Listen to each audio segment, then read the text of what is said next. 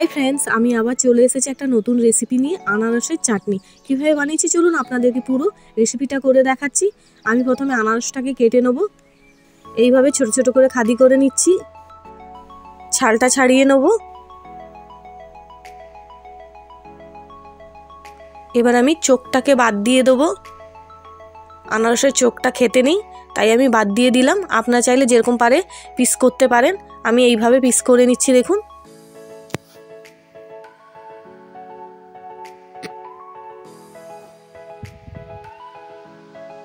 তেলের মধ্যে অল্প পরিমাণে আদা কুচি, 5 ফোড়ন, একটা তেজপাতা, 2টো শুকনো লঙ্কা দিয়ে একটু ভাজা ভাজা করে নেব।